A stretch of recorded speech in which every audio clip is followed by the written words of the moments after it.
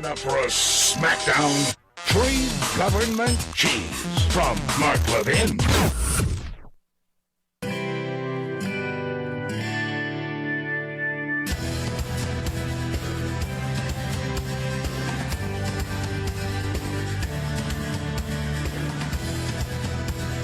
Senator Tom Cotton, how are you, sir?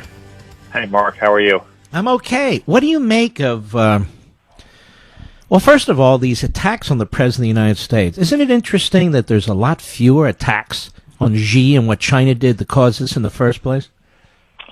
Yeah, it's the Chinese Communist Party that's ultimately responsible for this virus spreading around the world, Mark.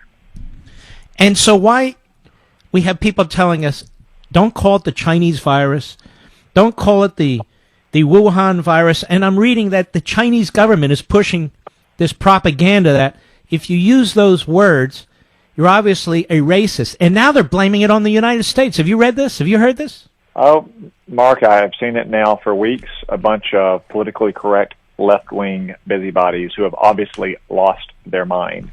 First off, all those outlets that are now running hand-wringing pieces about calling this the Chinese coronavirus, the Wuhan virus, themselves use those terms in recent weeks. The New York Times, the Washington Post, CNN, and so forth.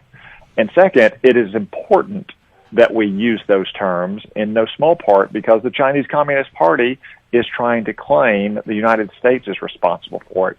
That kind of disinformation is appearing as we speak on Chinese language media in China. That kind of information, in many respects, in one way or another, is appearing in American media. Have you noticed that? Again, it is remarkable that our media will rush to attack the president in the middle of a pandemic when they say really not a word about Xi Jinping and what the communist goons did to help create this crisis in the first place by refusing to sound the alarm early in December, by cracking down on whistleblowers like Dr. Weilin Yang, who is now dead of the coronavirus, leaving behind a pregnant wife and a young child, and other efforts to sweep all this under the rug. Tell me, how many of our top scientists have been allowed in the Wuhan province to figure out what the hell's going on here? Mark, I'm not aware of a single one. None.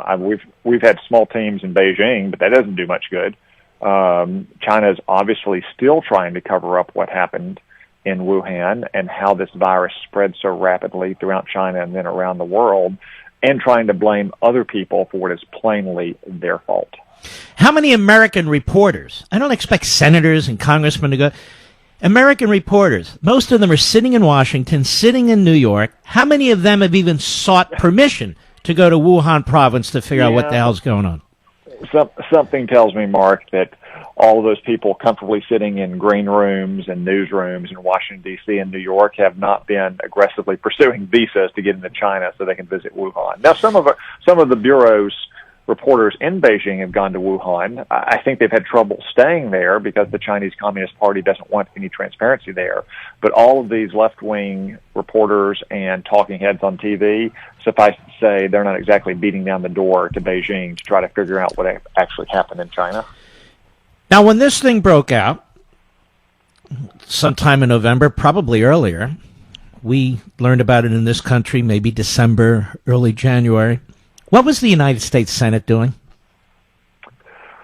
Well, I'm going to tell you exactly what we're doing because I remember it vividly. We were sitting in an impeachment trial in January and February. In fact, there was a story in my local newspaper in Arkansas about me stepping out of the trial. The headline said that Cotton puts virus ahead of trial. Shame on you, sir. Yeah. Well, unfortunately, it proved prescient. I wish it hadn't. But from the very first days in January, when I first saw reports of a viral pneumonia caused by an unknown virus in central China, I began drilling down on it. But our media and the Democratic Party was busy pursuing a reckless impeachment trial. Senator, it would have gone on longer if you had witnesses, and we don't hear about John Bolton anymore, do we? Yeah, I mean, probably it would still be going on now. And I mean, I said it at the time. If it wasn't for that trial, this would be the biggest story in the world, and that's where we are now. You know, there's theories on how this started, this virus, going from bats to these open live animal markets. then somehow convey to human beings. Is that how you see this? So, Mark, that's one hypothesis. But given the fact the Chinese Communist Party lied about the origin, we now know, based on authoritative studies from Chinese scientists, that it didn't start in the Wuhan food market. I think we at least have to raise the question about the proximity of this virus outbreak to the Wuhan super laboratory. We know they research coronaviruses there.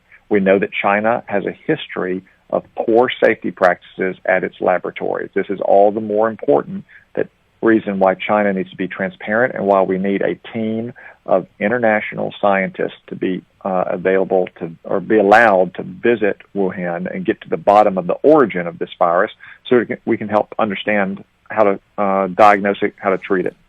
And why is it, Senator Cotton, that you dare to even raise the issue, saying it's worth looking at, and you are attacked as some kind of a conspiracy nut?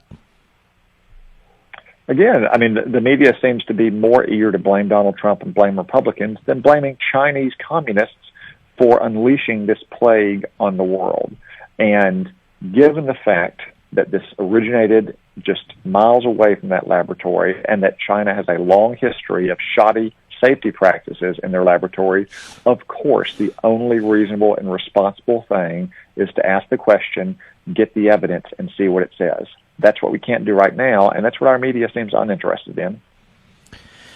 And let me ask you this. Have you been briefed on the virus? Do you feel like the administration is taking all the professional steps it can? It's listening to its scientists and so forth. It seems to me they are.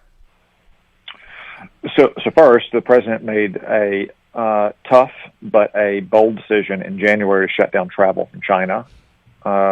22,000 people were arriving from mainland China a day. Unfortunately, a lot of his public health scientists said he shouldn't do that because sometimes these so-called public health experts share the same kind of political correct outlook that our media does. He made the same difficult decision, painful though it may be for allies, to shut down travel from Europe last night, which is the new locus of the disease worldwide. The administration could do things faster. Much of the problems lie in the Center for Disease Control, which repeatedly botched the production of new test kits and impeded local laboratories or private businesses from developing test kits. That is improving, but it needs to get faster. Mm-hmm. So there seems to be some kind of schizophrenia running rampant out there, among other things, particularly on the left and with the never-Trumpers. On the one hand, they say the president must rely on the CDC and his scientists. Okay. On the other hand, they say the president must fire people because the CDC and those scientists let us down. Well, which is it? Yeah, it can't be both, Mark, and I'll tell you what it should be. We have public health experts. We have scientists in the same way that we have admirals and generals. They are seasoned and they are skilled in their profession. But in the end, they are not making science decisions. They are making policy decisions under the guise of science. Just like we expect the president to listen to the best military judgment of his admirals and generals, we should expect him to listen to the best scientific opinions of his public health experts and scientists and so forth. But ultimately, he has to make the decisions. Senator Cotton, thank you. Right on. God bless you. We'll be back. If you're a